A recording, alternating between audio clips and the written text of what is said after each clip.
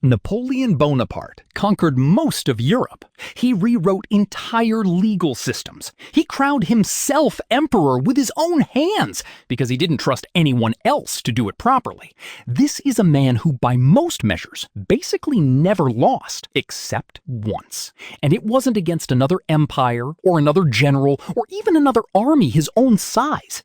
It was against one small, run-down fortress town on the coast of the Middle East, defended by a guy nicknamed the Butcher, a British sea captain, and Napoleon's own childhood rival from military school. This is the story of the Siege of Acre, the 2-month humiliation that Napoleon himself later admitted changed the entire course of world history. In his own words, years later, that little fort cost me my destiny. Let's find out how one tiny fortress managed to do what entire European armies couldn't. By 1798, Napoleon was already a national hero in France, having crushed enemy armies across Italy. Eager for an even bigger stage, he convinced the French government to let him invade Egypt, partly to cut off British trade routes to India, and partly, let's be honest, because conquering Egypt sounded extremely cool and Napoleon-y. He landed in Egypt, crushed the ruling Mamluk forces at the Battle of the Pyramids,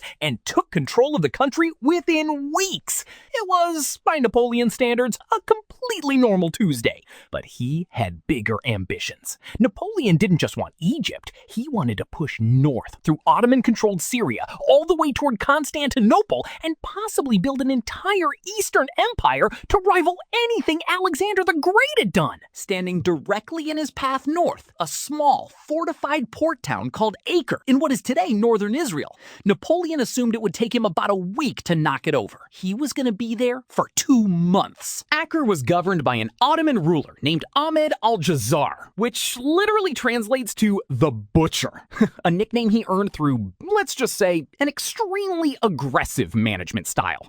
Jazar Pasha was brutal, paranoid, distrustful of basically everyone, and absolutely did not intend to hand his city over to some French general with main character energy. Fortunately for Jazar, he had help arriving by sea. The British Royal Navy, eager to stop Napoleon from expanding any further, sent a small squadron under a young, ambitious commodore named Sir Sidney Smith to help defend the city. And here's where the story gets almost too perfect to be true.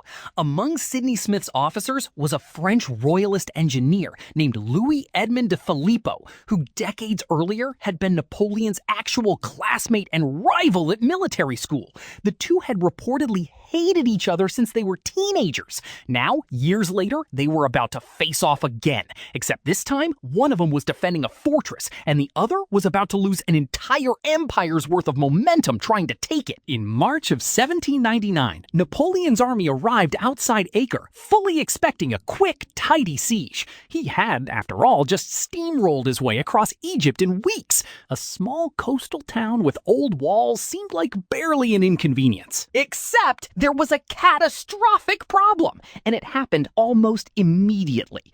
Napoleon's heavy siege guns, the exact cannons he needed to smash through Acre's walls, were being shipped to him by sea. Sidney Smith's British ships intercepted the entire convoy and captured Napoleon's own artillery before it ever reached him. And it gets worse. The British didn't just take the cannons away, they handed them straight over to the defenders inside Acre, who promptly mounted Napoleon's own artillery on the fortress walls and began firing it directly back at his own army.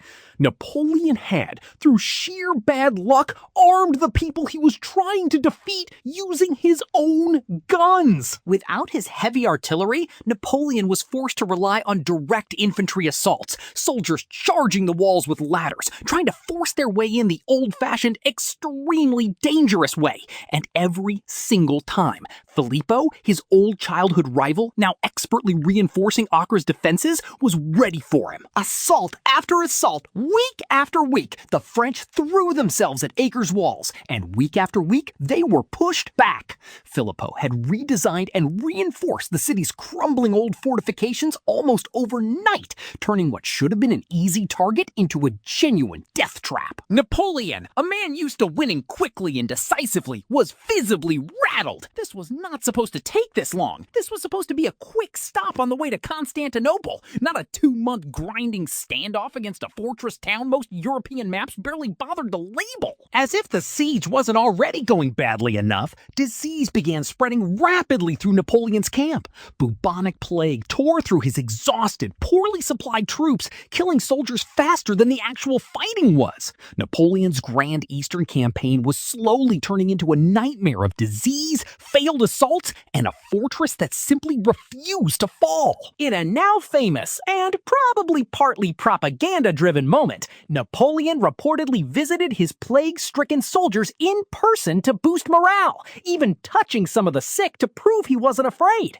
Whether that story is entirely true or a bit of legend polishing, one thing was very true. Things inside the French camp were falling apart fast. By May of 1799, Napoleon had been stuck outside Acre for over 2 months. His army was shrinking from casualties and disease. Supplies were running low. He knew he needed one final all-out assault to break through, or the entire campaign and possibly his entire reputation was finished. On May 8th, French forces launched a massive assault and actually managed to breach the outer wall, briefly planting their flag inside Acre's defenses. For one single glorious moment, it looked like Napoleon might finally pull off the impossible. But Sidney Smith personally led a countercharge to seal the breach, and Ottoman defenders under Djezzar Pasha poured back into the gap. The French were pushed back out, the flag torn down, and the breach sealed again before Napoleon could reinforce it. It was the closest Napoleon would ever come to taking Acre, and it still wasn't close enough.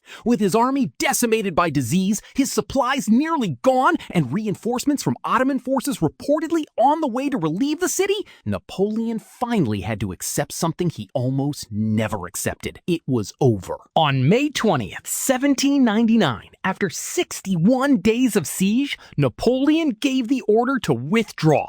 His army burned what they couldn't carry and marched back south toward Egypt. Defeated by a small coastal fortress most people had never even heard of. The retreat back to Egypt was brutal. Thousands of soldiers, already weakened by disease and injury, had to march for days across the desert in the summer heat.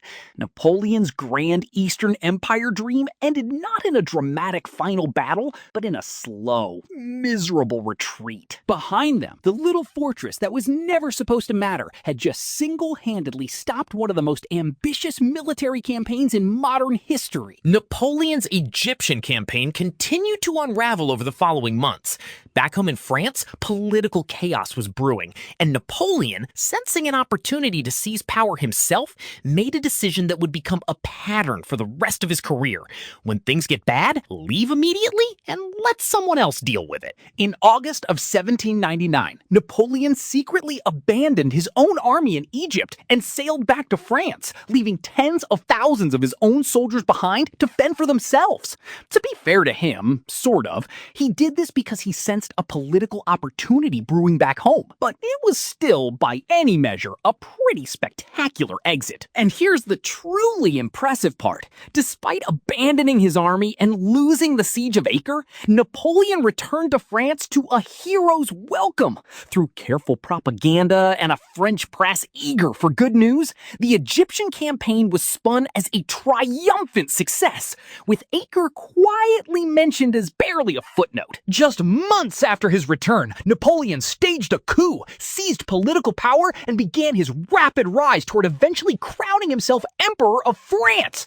The disaster at Acre barely slowed him down publicly, but privately, it clearly never stopped bothering him. Years later, in exile after his final defeat, Napoleon reportedly reflected on Acre with striking honesty. He said that if he had captured that one small fortress, he could have pushed onward, rallied the region against the Ottomans, potentially actually marched all the way to India and completely rewritten world history. Instead, one town, one Ottoman governor nicknamed the Butcher, one ambitious British commodore, and one very petty childhood rival stopped him cold. Today, the old walls of Acre still stand along the Mediterranean coast, a quiet, unassuming reminder that even the most unstoppable seeming force in the world can be stopped completely by one stubborn city that simply refuses to fall. So the next time you're absolutely certain nothing can stop you, remember Napoleon Bonaparte, the man who conquered half of Europe,